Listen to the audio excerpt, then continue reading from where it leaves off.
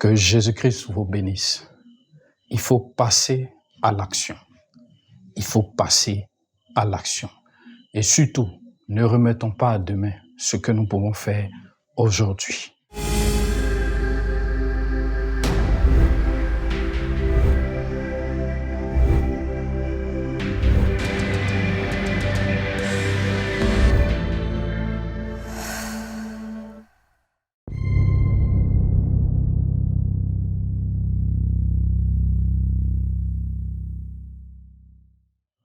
Cette inspiration que le Seigneur me donne, le Seigneur voudrait que nous partagions ensemble cette histoire dans l'évangile de Luc, au chapitre 5, du verset 1 jusqu'au verset 10. La Bible parle de Pierre, qui était un pêcheur, qui un jour a rencontré le Seigneur Jésus. Et lorsque Jésus le rencontre, la Bible dit Jésus lui demande d'aller en eau profonde et de lancer son filet. Et la Bible dit que Pierre dit à Jésus, « Maître, nous avons pêché toute la nuit. Mais sur ta parole, je jette les filets. » Et lorsque Pierre a obéi et qu'il est passé à l'action, la Bible dit qu'il a fait une grande pêche. Il a attrapé une grande quantité de poissons. Frères et sœurs, ou toi qui m'écoutes, sache qu'il y a un temps où Dieu veut que tu passes à l'action. Dieu veut que tu agisses. Ce n'est plus le temps de réfléchir, ce n'est plus le temps de raisonner, ce n'est plus le temps de calculer.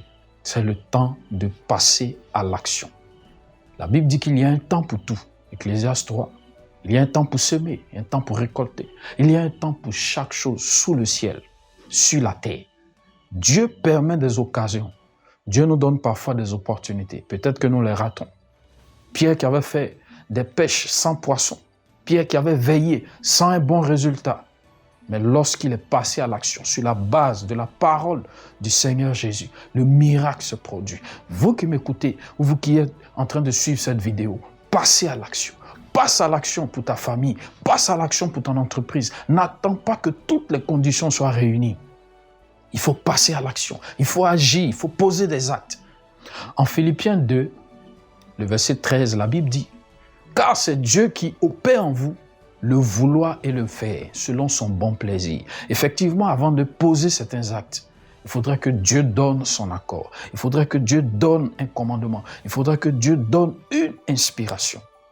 Je vous invite à venir à Jésus-Christ, à ouvrir les bras à Jésus-Christ, à ouvrir vos cœurs à Jésus-Christ. Parce que son esprit en vous pourra vous donner la sagesse nécessaire, l'inspiration nécessaire, l'onction qu'il faut pour passer à l'action, pour agir et poser les actes selon Dieu. La Bible dit que Jésus-Christ lui-même a laissé les cieux, il a abandonné sa gloire, il est venu sur la terre, vivre une vie semblable à nous les hommes, comme un simple homme. Il n'avait rien pour plaire, mais sa préoccupation, c'était de faire la volonté de Dieu. Et Jésus passait à l'action jusqu'à ce qu'il aille à la croix. Et après sa mort, sa résurrection, Jésus-Christ a vaincu la mort. Jésus-Christ a vaincu le tombeau. Jésus-Christ a vaincu le pouvoir des ténèbres. N'ayez plus peur si vous êtes en Jésus-Christ. Si vous n'êtes pas encore en Jésus-Christ, acceptez Jésus. Si vous l'avez déjà fait, passez à l'action. N'attendez plus autre chose. Et la Bible dit que le Seigneur Jésus aussi, à un moment donné, a dit à ses disciples d'attendre. Dans le livre de Actes, attendez la promesse du Père. Quand le Saint-Esprit viendra en vous, vous serez en ce moment mes témoins parce que la puissance vous sera accordée. Recevez maintenant cette puissance. Que le Saint-Esprit règne en vous, que le Saint-Esprit agisse en vous, que le Saint-Esprit rentre en vous et commence à agir de manière puissante, à opérer des miracles, que le Saint-Esprit vous donne la sagesse nécessaire, l'inspiration nécessaire, l'onction nécessaire au nom de Jésus-Christ, afin que vous ayez la force de passer à l'action.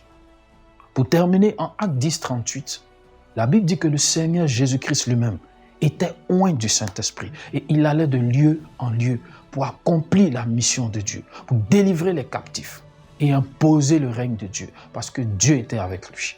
Que la gloire du Saint-Esprit soit avec vous, que Jésus-Christ se révèle dans votre vie, dans votre situation, se révèle dans vos familles, se révèle dans votre église, se révèle à vous dans votre foyer afin que vous puissiez passer à l'action.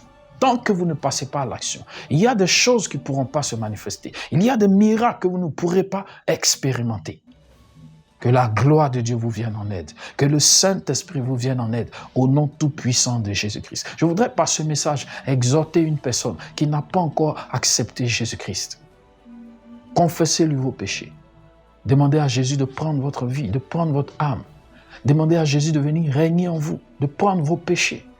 Et décidez intérieurement d'accepter Jésus-Christ, de croire qu'il est mort pour vous et qu'il a aussi ressuscité pour vous donner la vie. Que Dieu vous bénisse. Demandez à Jésus de faire toutes choses en vous. En ce moment, vous aurez la force, vous aurez l'onction, vous aurez la puissance pour passer à l'action. Et si vous passez à l'action, les bénédictions vous accompagneront. Il a dit, voici les signes qui accompagneront ceux qui auront cru. Des miracles, des prodiges vous accompagneront. Que la grâce de Dieu soit avec vous. Que Dieu vous bénisse au nom de Jésus-Christ. Amen.